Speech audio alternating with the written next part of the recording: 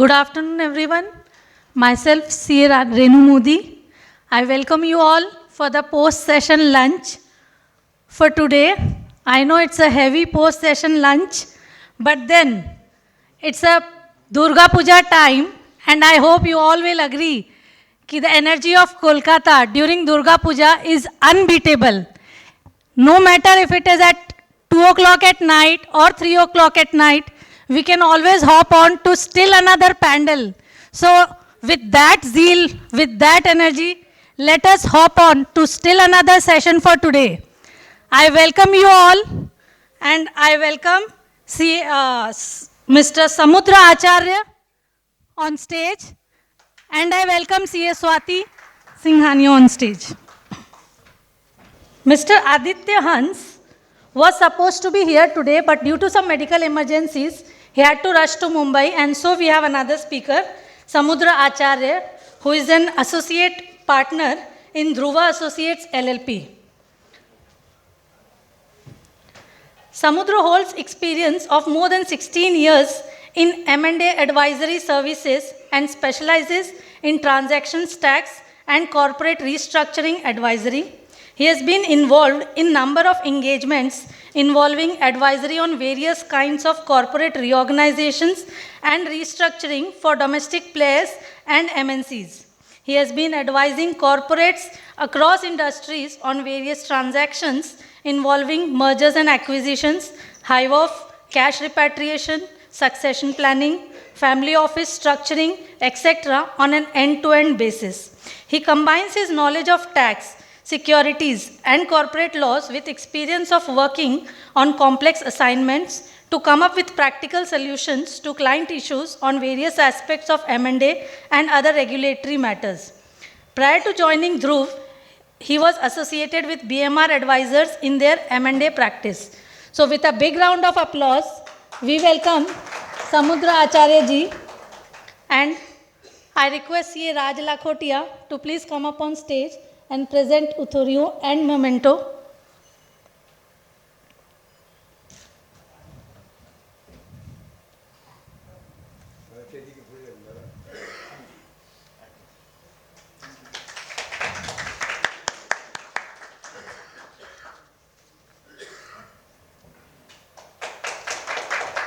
Thank you, sir. Thank you for your presence today. And with any further delay, I would request you to please start off with your deliberations. Good afternoon, all. I know it's killing to attend a session after lunch, and I apologize for that. But what I'll try to do is to make it short and simple.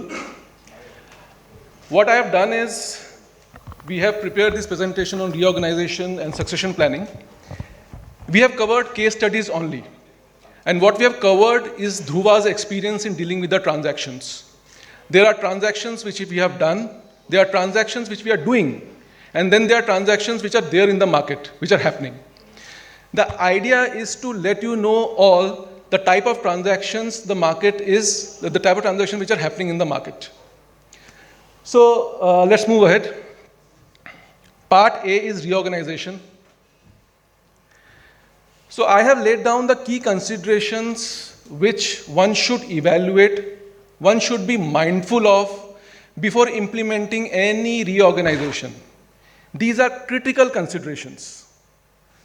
Let's go one by one. First is income tax. So whenever we do mergers and demergers, we assume that this is a tax neutral transaction, and of course it is. But let's take an example of demerger. There is a critical test to be satisfied, which is undertaking test, which says whatever is moving has to be a business. And if it is not a business, it is not an undertaking, and it will fail the tax neutrality. Many a times we have seen people hiving out the real estate property in isolation, financial assets in isolation, and they call it demerger. Of course, NCLT approves that. It's not new thing. But it may so happen when that comes for assessment, income tax authorities may charge tax on that, saying this is not tax neutral. So these are the things to be taken care of. Now, if there are carry forward of losses, unobserved depreciation, we have to be mindful that 72A provisions are complied with.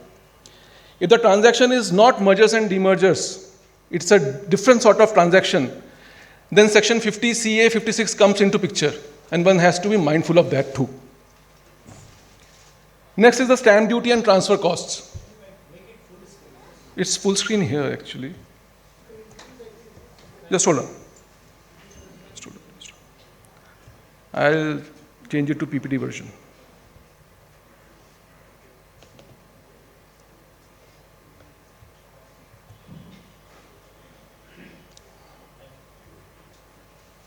Is visible now? Yeah. So whenever we are doing mergers and demergers, there is a stamp duty levy in many states. And it is based on the value of shares issued or the value of immovable property which is getting transferred. In state of Gujarat, say for example, it's 1% of value of shares issued or 1% of market value of immovable property subject to market cap of 25 crores. In West Bengal, we know it's 2% and 0.5%. In Chennai, it's 0.6% and 2%. So one has to be mindful of the stamp duty cost, which is important. I'll share you an experience. We were doing a transaction in Chennai, and final hearing was about to happen in a couple of weeks' time. At that point of time, the bill of the Chennai stamp duty came in. We had to withdraw the application because of the immense stamp duty impact. So the point here is, one has to be mindful of the cost. If there is a huge cost, try to move the registered office to a neutral place where there is a lower stamp duty or no stamp duty. Say for example, Punjab. SEBI, whenever listed entity comes into picture, SEBI also comes into picture. So there is a clear-cut SEBI circular guideline which says that if a listed entity is merging, demerging, there is a guideline circular, follow it, I'll give you approval. That's very clear, you have to comply with that. Now, along with that circular, there is a concept of takeover code.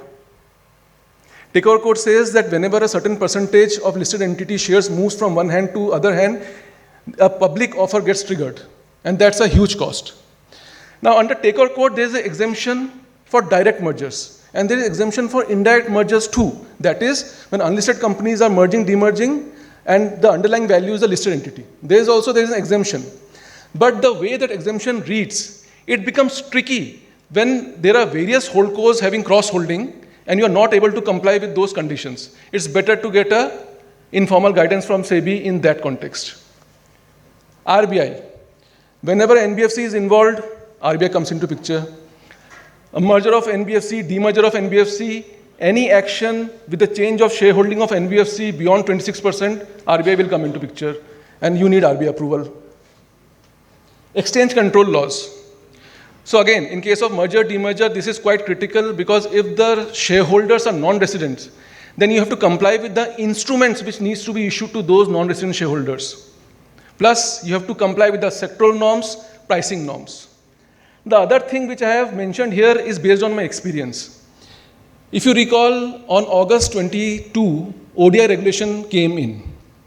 One of the points it said that if you have a ODI, and if you transfer that ODI or divest that ODI, and that company has some ED investigation or CBI investigation, take prior approval.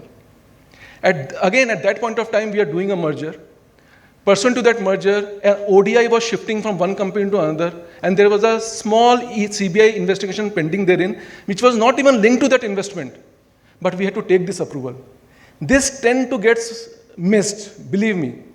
So the provision says, you take my approval. If I don't give you my approval within 60 days, it's a deemed approval. So you have to go for it if you want to transfer. Last but not the least, corporate law approvals. There are again clear-cut provision, shareholder approval, creditor approval, 3/4 majority in value, ROC, RD, OL, tax, etc., plus CCI. If you're not falling under the exemption list, go for the prior approval. So these are the broad considerations which we have dealt with while dealing with the transactions. Now let's come straight to the case laws. Case 1, restructuring of holdco. Let's understand the facts. There's a holding entity which is an NBFC. Above holding company, there are promoters and public one. I have written it public one for the ease of reference because there is another listed entity, company X, there is public 2, just for separation of public. So holdco, NBFC, above holdco, there are promoters, there are public. Below Holdco, on the right-hand side, there's a company X which is listed, registered office Delhi. Public to also hold in that listed entity. On the other hand, there's a company Y which is unlisted, registered office Gujarat, and there are some private investors. So this is the structure. The ask was restructure the Holdco in a manner that shares of X is directly held by promoters and public one. That is one to be achieved. Second thing to be achieved is do it in a manner so that company Y's stake is also held by promoters and public one, and company Y is ready for IPO in terms of holding of the structure. Because in the current game of things, if there is an IPO of company Y, say for a minute, and Holdco undertakes OFS, then there will be a tax at first place, and when it will distribute the dividend to its promoter, there will be extra leakage. So it's cleaning up of Holdco in a manner, shares are distributed to the promoters and public one. So that was the ask. Now what we did was, as you can see, Holdco is the NBFC. It has financial business, that's it. And there's always an issue with the demerger of financial assets. We have Grasim and all. It is always a matter of debate. So what we did, we first of all asked the Holdco to acquire a business. Then have a cooling off period of 2 years wherein you build that business. Because later on we are going to demerge that business. As I said, you have to meet the undertaking test. So business came into Holdco, 2 years cooling off period, business build, employees, contracts, everything. Then after 2 years, through a single scheme, we did a transaction wherein part A of the scheme was Holdco demerged that business along with the stake of company Y into company Y, whereby company Y issued shares to the shareholders of Holdco, which is promoter and public one. And as a part B of the scheme, the remaining Holdco, post-demerger, it collapsed into company X, and company X issued shares again to promoters and public one. So the structure we reached is this. Company X, directly held by promoters, public one. Company Y, directly held by promoters, public one. Through this single scheme. What were the key imperatives? As you can see, stamp duty. The registered office of company X was Delhi, which levies a stamp duty of 3% of value of shares issued. There is no specific entry in the Delhi stamp duty law, but because of Delhi Towers judgment, it levies a stamp duty of 3%. And the registered office of company Y was Gujarat, which levies a 1% stamp duty on value of shares issued. And the number was humongous. So what we did was we shifted the registered office of all the entities to Punjab, where there was no stamp duty. RBI, since NBFC was involved in the merger, demerger, RBI approval was taken. Tax neutrality. The reason for putting is the same for the business purpose. What I am demerging has to be a business, and that's an important consideration. Otherwise, the entire thing will fail. Fourth, we gave the exit to the public shareholders, public one. Otherwise, this public one don't have any liquidity in their hands. They were holding shares of Holdco, which is an unlisted entity. We gave them the shares of company X, which is liquid stock. They can sell it. They get the shares of company Y, which will get IPO'd later on, and will get the liquidity. Clear? So this is one of the structures we did. Structure 2, backdoor listing, 10% public float. So let's take a step back. You have an unlisted entity with you. You want to list that entity. What are the options we have? You IPO it, straightforward. Or you do a scheme of arrangement whereby listed entity or unlisted entity moves into it and list it through scheme of arrangement. In both the scenarios, the minimum public shareholding required under SEBI laws is 25%. That is the minimum public float that's required. In our case, we have this inability. Given the fact pattern of our case, we had the public float of only 10%. Now, how to manage this situation? So let's understand the facts and the reorganization we did. Company X, again, it's listed. It's held by promoters. Now, this listed entity has two businesses, core business, non-core business. The value of non-core business is 1,000 crores. The promoters also have company Y, which is unlisted. The value of company Y is 4,000 crores. Now, if you look at the company X, the public holds 50%, promoter holds 50%, which mathematically means for the non-core value of 1,000 crore, public has a participation of 500 crores. It's clear, it's simple maths. Now, what are the options we have to list it? I demerge the core business of company X into separate entity and merge company Y into company X and list it. Company X is already listed, unlisted merges into listed and gets listed. But the problem is there's only 10% public float, 500 divided by 5,000, if you look at the value. This can't happen as per SEBI laws. The other option, I demerge the non-core business from company X to company Y and list company Y. This is possible with 10% public float, but there are conditions. What are those conditions? Condition number 1, the value of company Y, the unlisted entity, has to be 1,600 crores. In our case, it was 4,000 crores. Tick the box. Second, the value of public shareholders post the scheme has to be minimum 400 crores. We have 500 crores. Tick the box. Third condition, if you start with 10% public float, you have to give an undertaking that within 1 year, you have to reach 25%. I mean, you have to shed out more 15% so that you reach 75%, public reach 25%. We gave that undertaking. So there are things under SEBI laws, if you want to sort of, research, if you want to take advantage of, there are things around it and transactions can be worked out. And there are various ways of moving public shareholding from 10 to 15%, there are steps given, bonus issue, OFS, sell it, whatever. That's not a problem for the promoters. So what were the key imperatives? As I said, meeting the minimum public norms, that was difficult, but we did with 10%. Again, different registered offices, we consolidated registered offices to remove the stamp duty impact and so on and so forth.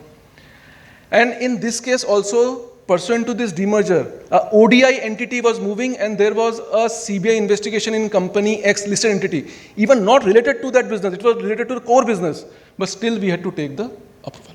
In our case, we didn't get the approval, it was a deemed NOC.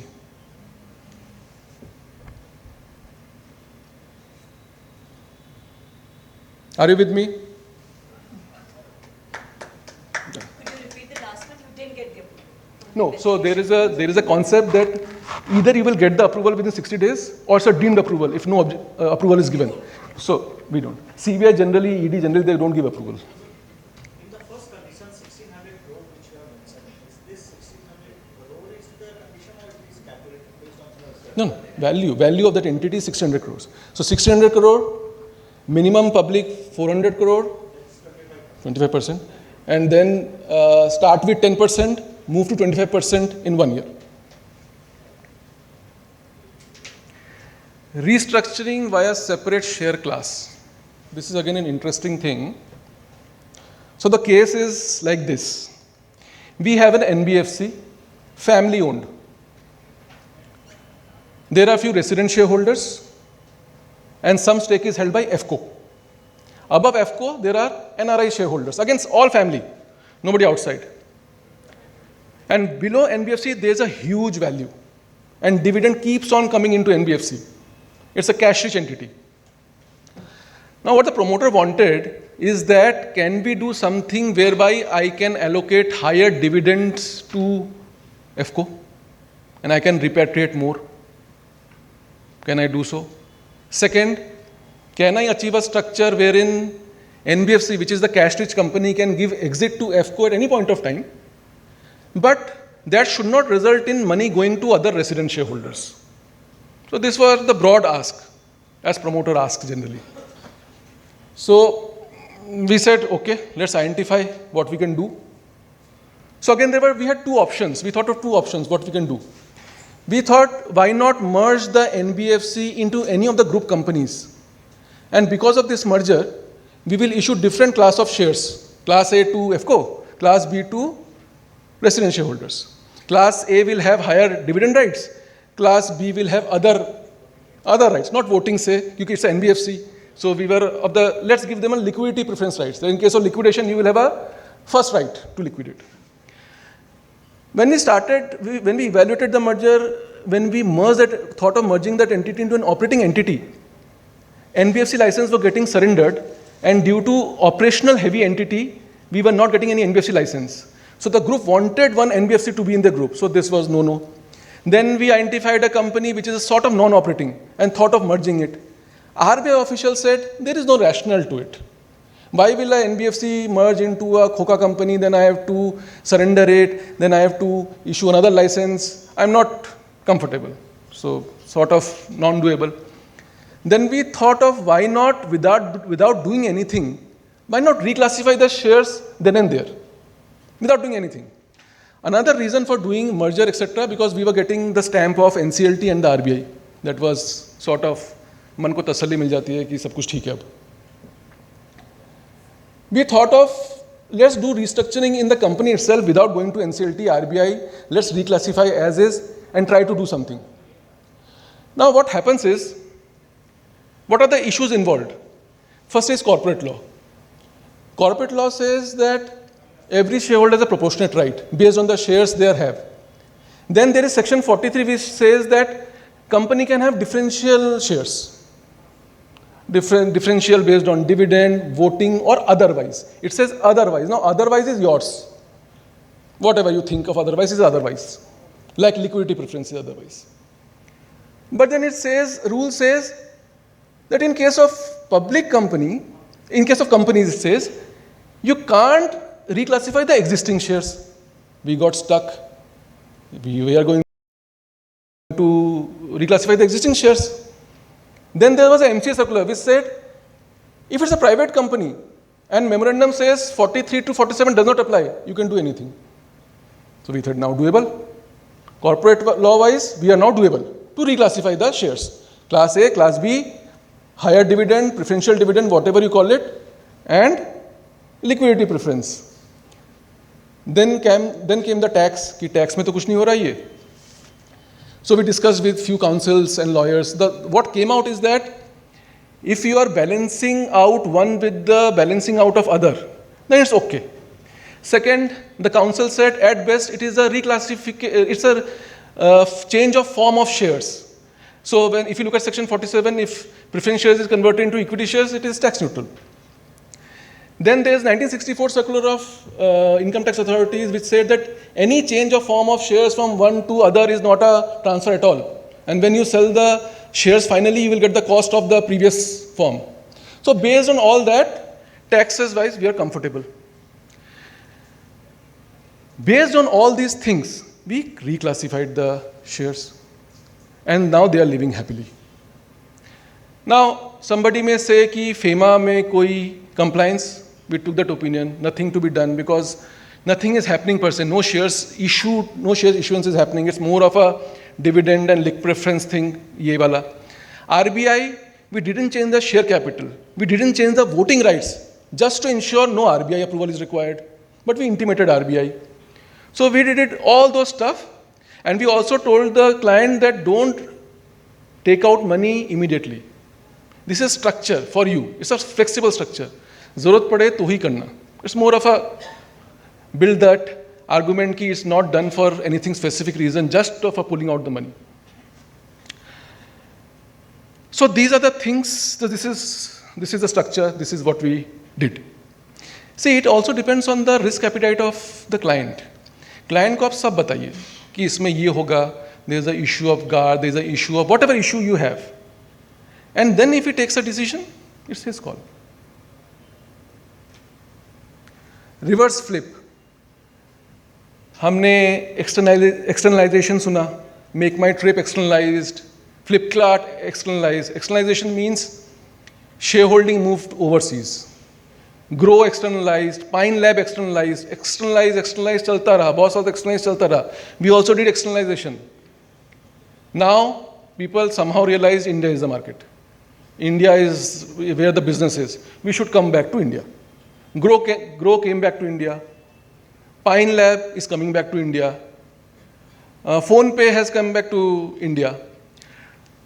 Now this is the flavor of the day. People want to come in a way. So what are the broad options we have? These are the broad options I have discussed.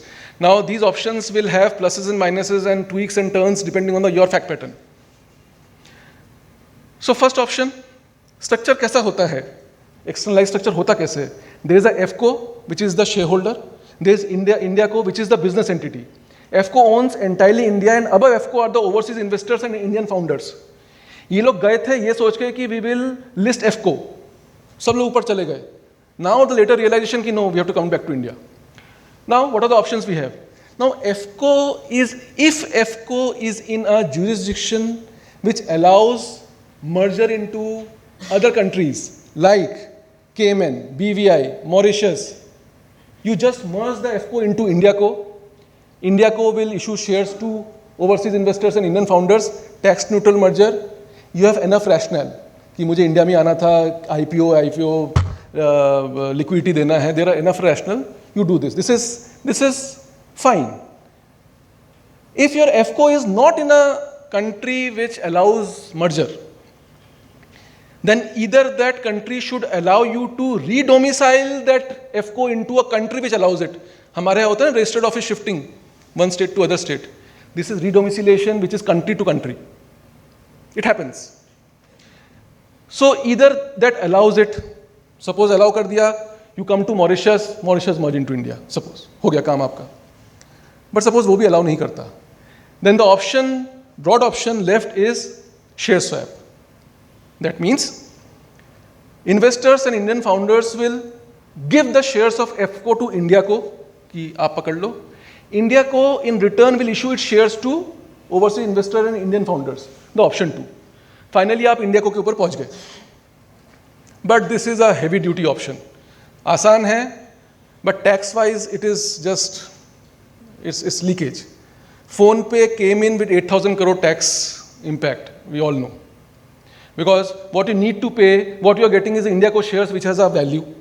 The cost is nothing but the shares of FCO which was held, I don't know when, at a nominal cost. So it's a tax. So the FCO shareholders, they will give shares to India in the form of what? Share swap. So, हाँ, ये India को share दे दिए मैंने FCO के, FCO ने share issue कर दिए मुझे as a consideration. Then again you have FDI issues if there are any sectoral caps तो होना नहीं चाहिए because 100% is held or whatever, host of issues. So reverse flip is something people are doing. Grow, they have a registered office in, they have office in US which is in Delaware. Delaware allows the merger. Make My Trip is in Mauritius. Mauritius allows merger, but of course they are not doing it's already listed. Pine Lab, interesting. So Pine Lab's registered office as in the FCO, Holdco was in Singapore. Till now, 7-8 महीने पहले तक भी, everyone was under the impression that Singapore does not allow either redomiciliation or movement of its company anywhere else.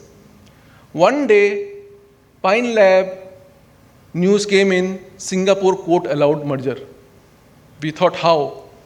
So we asked Raja and Tan, the law firm which dealt with it in Singapore.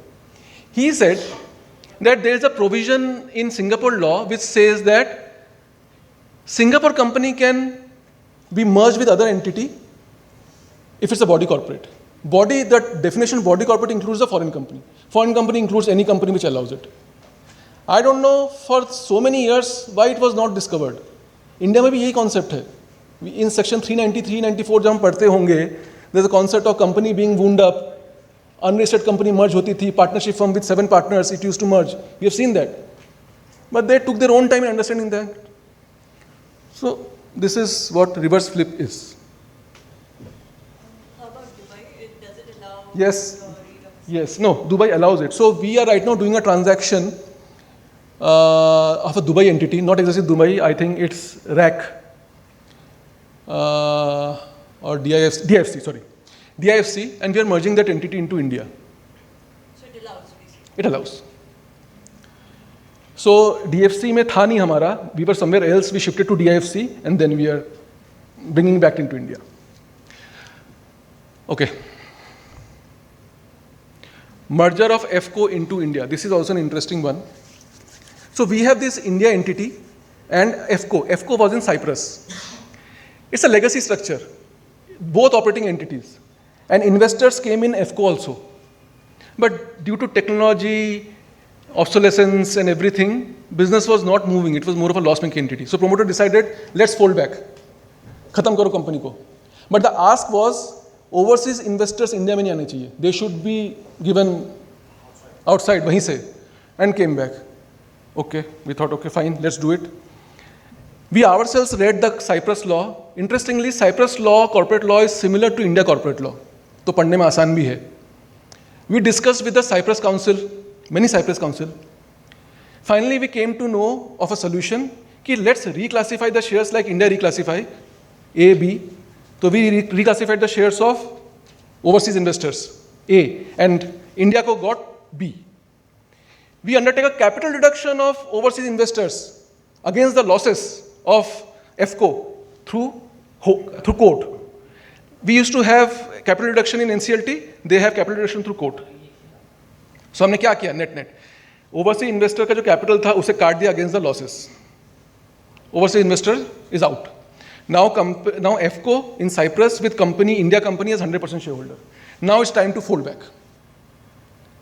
Somehow they said कि Cyprus can't merge into India. हमने कहा भाई there are precedents. तुमने तो merge किया है. Their ministry said कि we are in shock कि ये कैसे हुआ? ये हो कैसे गया? ये तो होना ही चाहिए था. We don't allow it. मतलब हम precedents भेज रहे हैं वो मान नहीं रहे कि बोले कि अब ये नहीं होता अब हम नहीं करेंगे. Now we are जागरूक. अब हम नहीं कर सकते. Now what we did? We took the company from Cyprus to BVI. वो allow कर दिया. वो allow कर दिया. And then we merged BVI to India.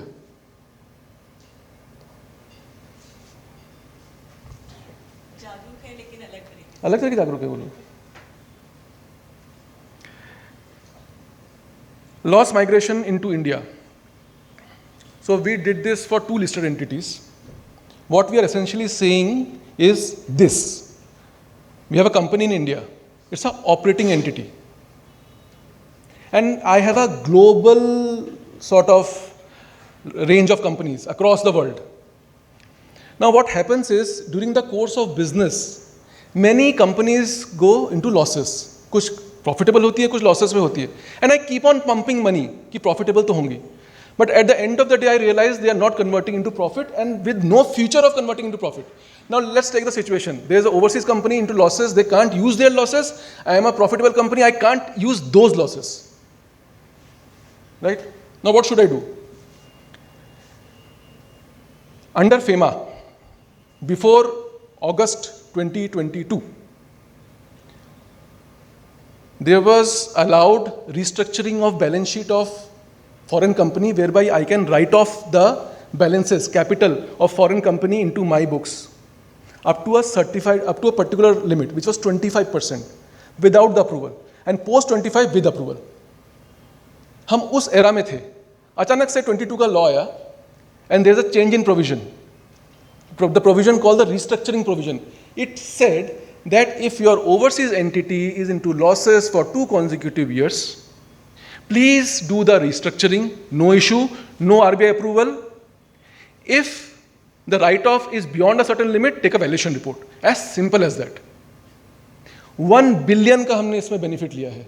What we did was, the Indian company was investing by way of equity and majority by way of a loan into overseas entities.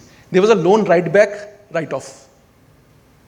There are enough precedents under tax laws, GHCL, Manish Pharmaceuticals, A. Spencer's, Colgate-Palmolive, which said that if there's a business nexus, if the investments are done in the course of extension of a business and there's a commercial expediency, I will allow you it as a business loss.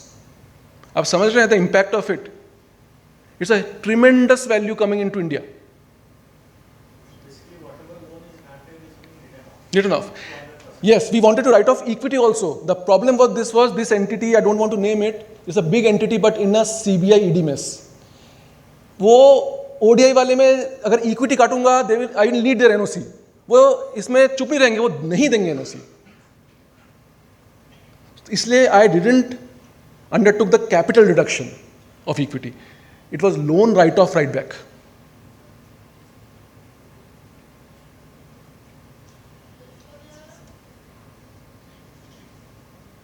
Are you with me? So when you are writing off, Indian entity will have the losses. Yes, What about the foreign entity? They already they are into the losses, so what's the exactly. It's like reducing one decimal out of the.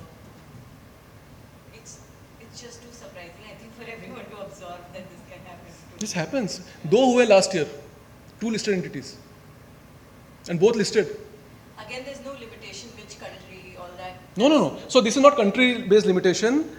RBI, I mean the ODI regulation earlier used to have कि अगर 25% तक करोगे तो free है, आगे करोगे तो approval लेना. Now मेरा अप्रूवल मत लो, take a valuation report, do it. All this information, if it's a listed company, it will come, say, on the stock exchange filing. बिल्कुल आया. But if it is a non-listed, unlisted company, so the information, sir information tax वालों को तो मिलेगी ना. Assessment में जब आप रिटर्न तो भरोगे ना, उसमें आपने एडवांस टैक्स ही नहीं भरा होगा. for the public, how will it sir public, Access to access to knowledge. such information? Sir वो तो अब इसका क्या करें. बट उसमें भी अनलिस्टेड वालों का नहीं आता है. लिस्टेड का भी बहुत सिंपल सा एक दो लाइन का एक बढ़ा रहा आएगा, बिल्कुल आएगा. So this is loss migration into India. Cost step up through voluntary liquidation. I think people must be doing it, but somehow it was new for me. So what happens is you acquire a company at a premium. Company hai, you acquired it. You have paid a premium. You are not able to utilize the tax break on the premium. आपने 10 का माल 100 में खरीदा है, पर उस premium का आपको tax break नहीं मिल रहा है.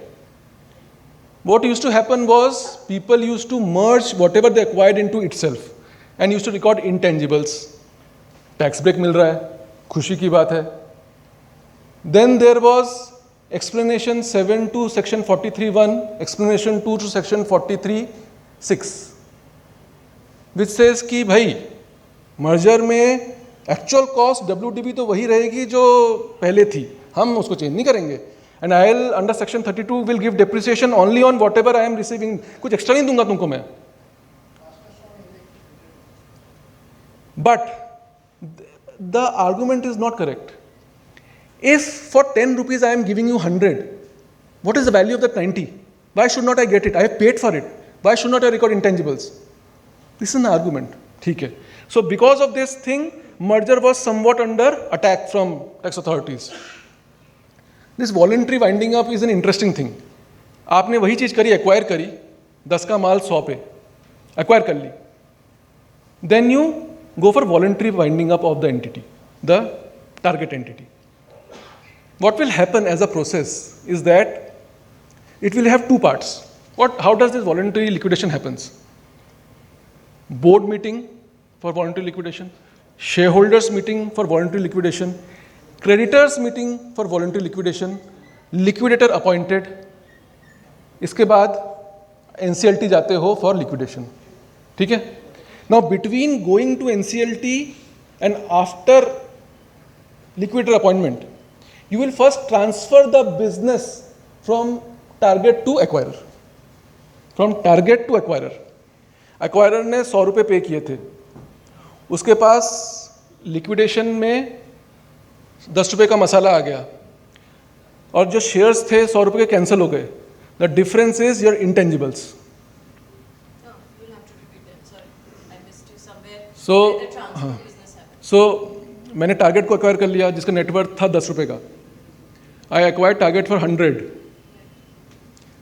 On liquidation. Before liquidation, on liquidation तो नहीं कहूँगा, part A of the liquidation, business moves into the acquirer company. Now business तो आ गया, बट एज अ कंसिडरेशन मेरा शेयर भी कैंसिल हो गया जो कि 100 रुपये का था. तो difference between 100 and 10 is your intangibles. And then you move into the actual liquidation. तो वो शुरू के 4 महीनों में ही आपके पास बिजनेस आ जा रहा है और आपके पास इंटेंजिबल रिकॉर्ड हो जा रहा है. राइट?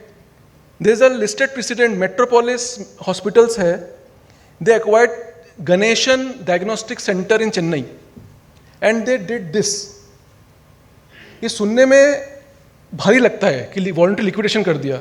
जब मैंने भी सुना था मुझको भारी लगता था कि मतलब कौन करता है voluntary liquidation. It is how can you do a liquidation of a entity with business, with plant machinery etcetera. But when it's a matter of tax losses of huge number, it's altogether different ball game, right? So this is something, there is a precedent. This is something which we are now trying to do also, honestly, and let's see where we reach. We have taken view of Percy Pardiwala on this. He is more aligned to this कि हाँ चलेगा, ठीक लग रहा है. We spoke to councils like Shardul and Cyril कि corporate law में ठीक लग रहा है, कह रहे चलेगा, ठीक लग रहा है. We spoke to the lawyer who did this, Arvind Pandian in Chennai, कह रहा है ठीक लग रहा है, मैं नहीं करा है, पर तुम्हारा केस थोड़ा ज़्यादा भारी है, पर करेंगे. तो we spoke to everybody and looks like doable. Let's see where we reach. Can I ask a follow-up question, sir? Please. The business transfer which happens, it's a legal transfer, or it's just a business that gets Legal transfer. So we say assets distribution. So we say assets distribution, and the letter will say pursuant to this asset distribution, undertaking as defined in annexure A will move to here. Now this annexure is nothing but a scheme. All assets, liabilities, business scheme, litigation, etc., will move. Something like that.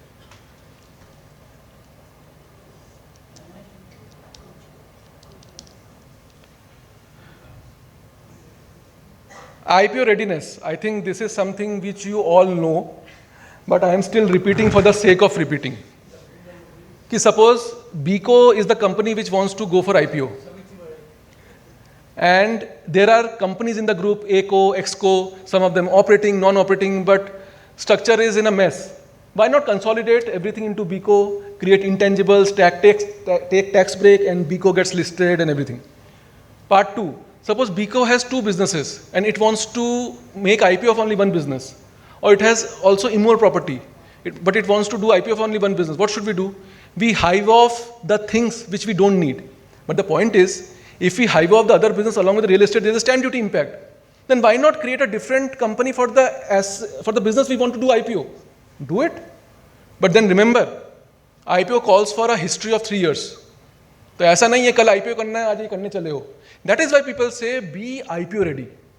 सोचो अभी से अगर IPO करना है 2-3 साल बाद, ऐसा नहीं है कि कल IPO करना है और आज हमें करना है. तब भी आप करोगे, तब स्टैम्प ड्यूटी दोगे, it will be a higher cost, do it. It's up to you. That's why people call it IPO readiness. Third, succession planning, we call it. So once a company is listed, we know creating of trust requires SEBI approval. पहले से कर लो, SEBI approval की जरूरत ही नहीं है. These are small things which should be taken care of to be clear structurally, business wise to go for IPO. These are easy things. ये मुझे आपको बताने की जरूरत नहीं है, आप एक बार देखोगे, you know what I'm saying. But you have to tell your client कि बॉस ऐसा है. So this is where I end the reorganization part. Anything we want to discuss, or I'll move to succession planning. Maybe we break 1 minute. Hello.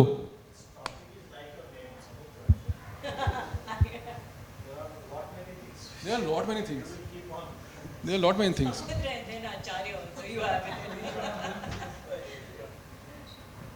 Should I move ahead? Yes. Okay. Succession planning. I'll pause here.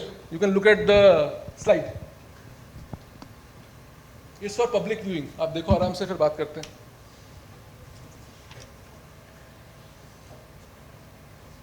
ये मेरा नहीं.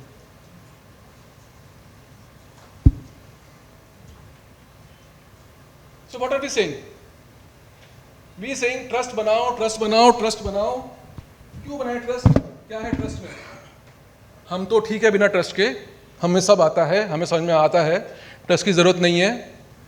हम will करेंगे, हम बहुत कुछ करेंगे, trust क्यों बनाए?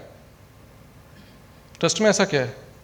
आई लूज कंट्रोल, मैं क्यों दूँ ट्रस्ट में? तो ये लोग जो हैं, ये Gautam Adani, Pankaj Patel Zydus, Vikram Lal, Irfan Razack, Falguni Nayar, new age promoters, पुराने नहीं हैं, रफीक मलिक, ये लोग हैं, इन्होंने ट्रस्ट क्यों बनाया होगा? Why do you think? Of course ring fencing. Ring fence नहीं करोगे तो प्रियंबदा देवी बिरला जैसा हाल होगा, लोढ़ा साहब लेकर चल जाएंगे 5,000 करोड़। नहीं करोगे तो बैंक ले जाएगा। अंबानी डिस्प्यूट देख लीजिए, विजय पथ सिंघानिया ने शेयर्स गिफ्ट कर दिए प्यार में गौतम अदानी को, गौतम सिंघानिया को ऑफ 1,000 करोड़। अब वो खुश है बहुत, छोटे से घर में। So the moot point is, at least think of trust. सोचो तो सही. Look at the pros and cons. Don't do it, but look at the pros and cons. And believe me, in the succession planning, trust is the first thing. What is trust? Trust keeps your asset. It's a shareholder. आपने share trust में डाले. It's a shareholder. The trust document will say he is the beneficiary, he is the trustee. Trustee means the administrator. ये beneficiary होंगे, आज ये होगा, कल ये होगा, परसों ये होगा. Trust is just a part one of the succession planning. What is the important thing is this: a group having hundreds of businesses, 3-4 family groups. The point is how to ensure that all entities are properly controlled. जो नए बच्चे आ रहे हैं उनके how they will be inculcated in the businesses. What will happen if somebody wants to take exit? What will happen if there is a dispute in the family? वो trust govern नहीं करेगा. You have to move a step ahead, which is what? Family constitution. वो तो हम यहाँ पे बात भी नहीं कर रहे हैं. We are on the very first part of his की prepare trust. Basic तो cover करिए. What is basic? Ring fencing of assets against bank. Ring fencing of asset against spouse. I'm sorry. Spouse means it could be husband wife. It doesn't mean it's only wife. Why are you saying sorry to answer that? So alimony protection. आज मेरे पास share हैं किसी company के, I have the ability to sell it without asking anything, but if the shares are in trust I can't sell it. So there is a protection to the company कि share holder level dispute में nobody is going to disrupt my business. So think of it. So let's understand the basics of trust. You know, I know, but still there is a trust, there is a settler. Settler is the person who settles the assets in the trust. There is a beneficiary. Beneficiary are the people who are the family members of settler for whom assets are settled. Income आएगा, उनको जाएगा. Trustee. Trustee are like board of directors of the company. They are the administrators here. And then there is a range of assets. You can keep anything under trust. Let's not get into it. What can trust do? Trust can buy immovable property, movable property. Trust can do all sort of expenses on behalf of the beneficiary, education, marriage, vacation, anything. It can do charity. It can do whatever you wants him to do. It can do. Business also. Few thumb rules. Since we are covering here, let's discuss tax also. Anything which you settle in a trust, if you are settling it for your relative, no tax in that settlement, no 56, no 50CA. Whatever income trust is getting, that is taxed only once, depending on the nature of income. Whatever trust is distributing to the beneficiaries, no tax. Thumb rule: settler should not be the beneficiary. Why? 2-3 things. Yes, perfect. 2-3 things. First, it will become revocable trust. Revocable means settler has the power to take the income of the asset which he has given. तो revocable हुआ तो क्या हुआ? It will be tax in the hands of settler. हुआ, don't mind. सो ये छोटा सा पॉइंट है. It may not impact anything. But if it is a revocable trust, if inheritance law comes in, somebody में से तुमने तो कभी ट्रस्ट में डाला ही नहीं, it's your estate right now and I will levy inheritance tax. Third, if it's a revocable trust, then what I have done is I have given the asset to a trust for myself. Is it a valid trust? It's a matter of argument because there are other beneficiaries too. So as a thumb rule, let settler not be the beneficiary. Settler can be trustee. Trustee can be beneficiary. Settler cannot be beneficiary.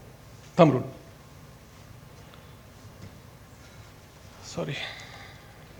ये तो बहुत ज़्यादा है. So variation of trust structures. Types of trust structure we can do. I'll run it quickly. Simple trust structure. I am a father. I'll settle it for my wife, my kids. Simple trust structure. अब father हूं मैं, I gave all my assets to a trust for my wife and kids. मेरा क्या? कोई मेरा सोच नहीं रहा है, कोई मेरा सोच नहीं रहा है, कोई बोल भी नहीं रहा है कि आपका क्या. Anyways, so what I will do is, suppose I have 100 assets in my hand, I'll give 50 to my wife and keep 50. I'll settle 15 master trust 1 for father and 2 sons, and she will settle in other trust for other party. It's a cross trust.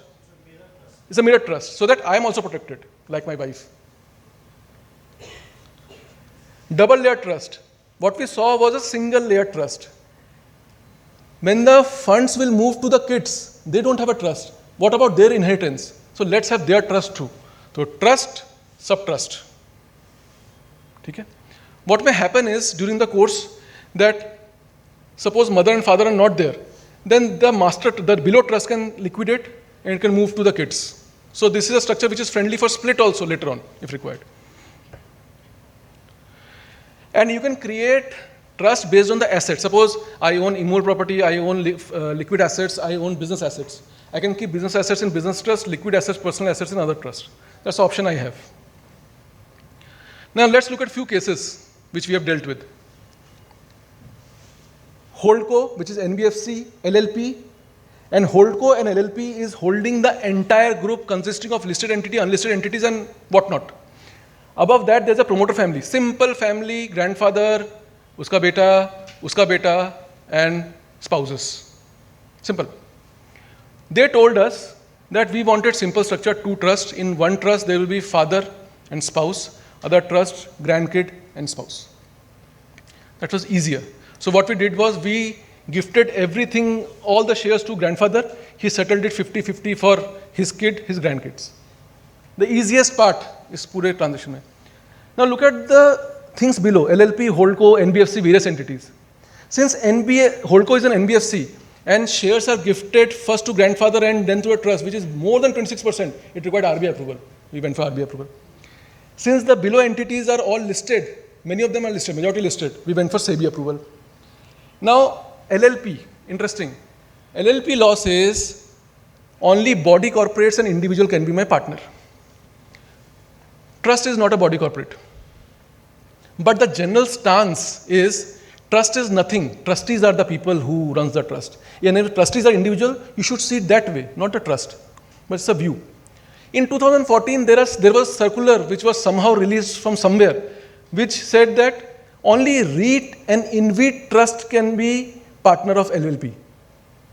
That created another mess. This was a clarificatory or this is now a law. So it's now there are 2 pockets, 2 views.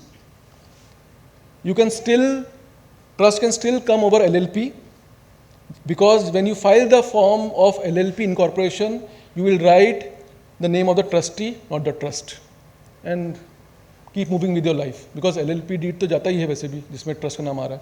The other view is, if the value is too high and don't want to take chances, LLP को हटा दो, don't put it under trust. It's again matter of debate, depending on your client, whatever you want to do. CCI approval. Somehow there is no exemption for CCI, under CCI for this sort of trust. Now, people don't take a CCI approval. But somehow in last few years I have seen notices coming in CCI saying ki kyun nahi liya? And the simple jawab is there is no change in control. Family asset remain with family. They said okay. Pata nahi aaya hi kyun fir. Now, you have the option to go to the green channel. There is a concept called green channel, which is a deemed approval thing. You fill the transaction, it's a deemed approval, the moment you fill it. So better you go. So there is a case of, I don't remember the case. I forgot the case. So there was one green channel case. I can't recollect the name. I don't. So this is quite tricky. So 3 generations. Grandfather, 2 kids are brother 1, brother 2. उनके भी 2 बच्चे. Son 1, son 2, son 1, daughter 1. Now, there are 4 operating companies, OPCO 1, OPCO 2, OPCO 3, OPCO 4. OPCO 1 and OPCO 2 were generally managed by brother 1 and kids. And all the shares somehow are held by the grandfather. So what did grandfather do? It will form a master trust and will retain 50% of these companies into the trust so that he keeps control जब तक वो है.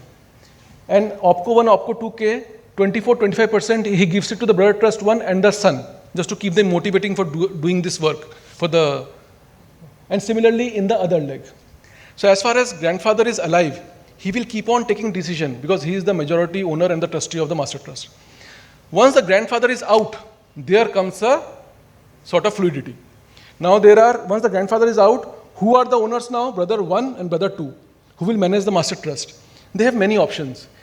Either to continue like their grandfather and take all the decision jointly, or say, brother 1 say, in respect of operating co 1 and operating company 2, which is my leg, I'll take the decision.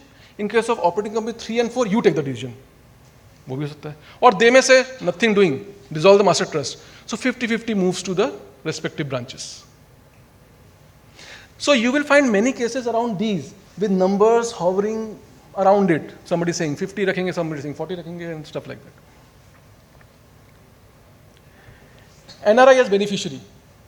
In earlier session, it was being discussed that if I am a resident, my kid is outside, I have shares, I can't give shares to him because that's restricted. Can I put into trust? The answer is yes. What happened was in a transaction, since you can't gift it to NRI shareholders, if I put this into trust, we went to RBI saying, ki, boss, are we saying this is equal? Do I want your approval? He said, no. You are not giving it to your son rightly right now. If you give it, then come to me. It's a? So what we can do is, shares can remain as is, succession planning ho gaya. At least the money which will flow from it can move into. Last. So in US, so generally in many of clients we see that there is a US citizen, maybe in form of wife and kids having sort of that. And she is staying in India along with the husband who is resident in India. Generally, if a money, conceptually, if a US citizen green card holder broadly is a beneficiary of an India trust and India is receiving any income, if that income is distributed in the same year, then US taxes that income as the same character as the trust is receiving it. Dividend, capital gains, tax is levied accordingly. The moment you are not distributing the income that year but accumulating it, that becomes an ordinary income there and subject to highest taxes. So, उन सब चीज़ों से बचने के लिए one can think of कि suppose करिए me and my brother, I have a US wife and there is a trust, a family trust. So I can pulling out the money and I can put that into a separate trust with only my wife as a beneficiary. Now this is a US concept which is called grantor trust, which means if in India a husband or a wife is putting the asset for her spouse, then during the lifetime of these guys, any repatriation of this amount is tax-free in the US, broadly. So at least a portion is secured, जब तक मैं जिंदा हूँ, wife जिंदा है. This is the concept. So here I end, in a way.